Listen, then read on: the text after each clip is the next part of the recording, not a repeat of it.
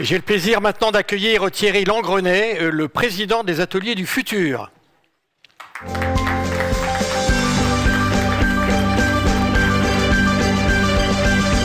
Bonjour, merci beaucoup d'être là. Voilà. Bonjour à toutes et à tous. Alors je disais que vous êtes président des Ateliers du Futur, ça mérite quelques mots d'explication. Il faut quand même rappeler que vous venez d'être chargé, mais beaucoup de gens le savent ici, d'une mission assurance et prévention sur l'assurabilité des risques climatiques par les ministres Bruno Le Maire et Christophe Béchu. C'est tout récent. Ça signifie quoi? Prévention, atténuation et adaptation face à ce dérèglement climatique, c'est ça? Mais vous allez nous l'expliquer mieux que moi. Tout à fait. D'abord, merci à Bertrand et merci à tous pour votre invitation.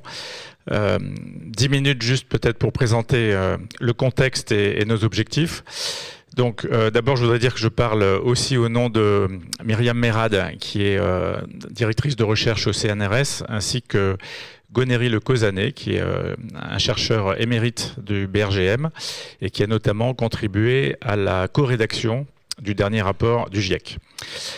Alors, les ministres effectivement de l'économie et de la transition écologique ont souhaité un avis extérieur lié notamment à l'alerte qui a été lancée par la CCR fin 2022 sur la solidité, la pérennité, la durabilité économique de ce magnifique dispositif que nous avons en France. Et je pense qu'on peut dire qu'il est absolument enviable en Europe et ailleurs dans le monde, qui gère à la fois le problème par le haut du capital nécessaire pour bien couvrir des risques aussi importants, aussi intenses que ceux des événements naturels, et en même temps par le bas, la situation des clients qui se voient traités en théorie sur un pied d'égalité en termes de primes, quelle que soit leur exposition. Et donc le problème, c'est qu'aujourd'hui ce système est sous stress. Alors, les présentations qui ont eu lieu tout à l'heure sont édifiantes. Le changement climatique, ça n'est pas un problème que l'on peut résoudre. C'est une contrainte. Et tous les efforts d'amodiation du changement climatique passent bien sûr par la baisse des émissions. Et c'est d'ailleurs la raison d'être des Ateliers du Futur de travailler à l'engagement des entreprises et des pouvoirs publics en général pour accélérer la baisse des émissions et atteindre les jalons souhaités en 2030 et 2050. Mais là, on a à gérer le problème plus immédiat de l'adaptation. Alors c'est quoi le problème de l'adaptation et du rôle de l'assurance dans l'adaptation? En fait, le stress, il touche au moins 3 catégories d'acteurs. Les clients, les assureurs, les réassureurs et l'État, que je mets un peu... Et vous répondez à ce stress des différents acteurs, c'est ça la mission en fait. Le stress climatique et le fait que le dispositif actuel, qui est largement basé sur le marché, commence à vaciller. Alors qu'est-ce qui se passe sur les particuliers, mais aussi sur les exploitants agricoles, mais aussi sur les entreprises et sur les collectivités? C'est la double peine, puisque à la fois ils sont confrontés, y compris dans leur bien, voire dans leur chair, à des événements de plus en plus stressants. Et en plus, l'accès à l'assurance peut être de plus en plus difficile. Pourquoi? Parce que les primes sont légitimement de plus en plus élevées. Et en plus, dans certains cas, les assureurs s'en vont. L'exemple type, c'est celui des États-Unis, où en Californie et en Floride, les primes sur les inondations, par exemple en Floride, coûtent à peu près 3 000 € par maison par an, plus les primes cyclones, tempêtes, donc ça fait 6 000 €, c'est déjà un budget. Et de plus en plus, les assureurs s'en vont, ce qui laisse un énorme vide très difficile. Donc la double peine pour ces particuliers, c'est pour nous le sujet de l'accès à l'assurance, notamment des populations les plus exposées. On a parlé des DOM, des cultures, etc., etc.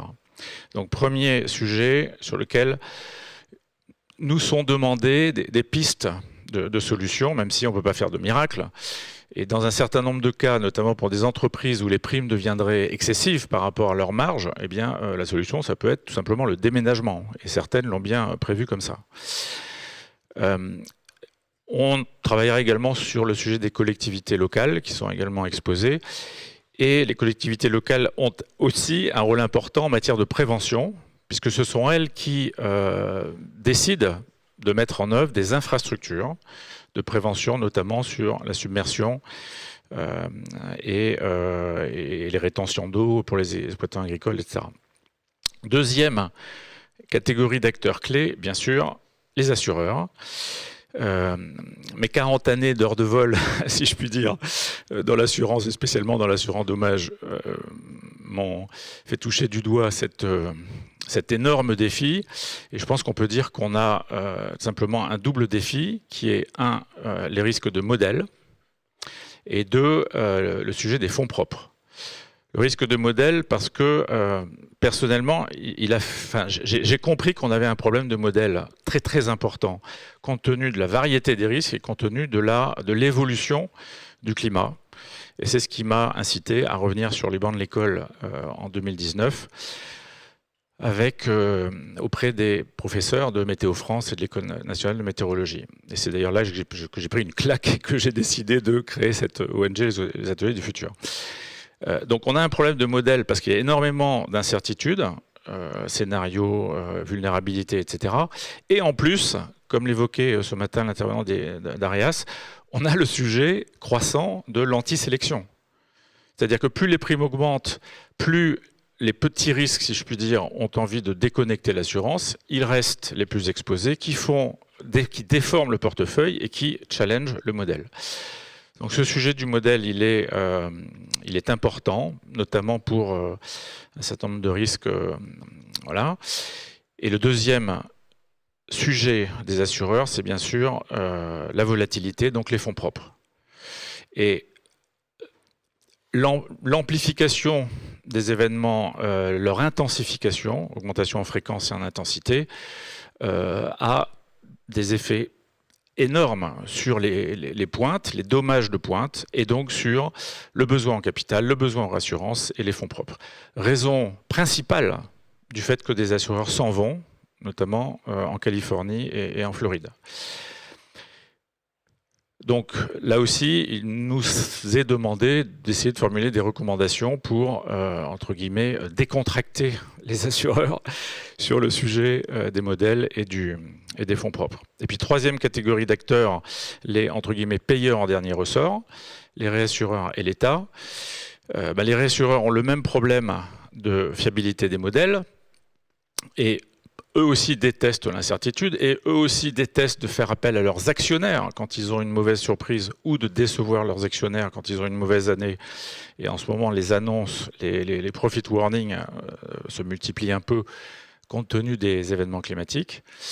Et du coup, la réaction logique, c'est une réaction de crise, de protection, donc de baisse des expositions et donc de difficultés supplémentaires pour les assureurs. Le résultat des courses, c'est que les États sont appelés à la rescousse. Et donc, quelque part, ce sont les limites du système de marché qui sont atteintes, parce que le marché impose une individualisation des tarifs, ce qui rend l'accès à l'assurance plus difficile, notamment pour les acteurs les plus faibles économiquement. Et deuxièmement, l'ampleur des besoins en capital pour supporter les risques extrêmes amène de plus en plus d'acteurs à se retirer et donc les États à se substituer. Exemple, là encore en Floride et en Californie, maintenant les États subventionnent les assureurs, voire jouent aux réassureurs pour remplacer des acteurs privés qui s'en vont et sans lesquels il ne peut pas y avoir d'habitants, d'entreprises, d'exploitants agricoles. Donc c'est toute la vie de ces États qui est concernée.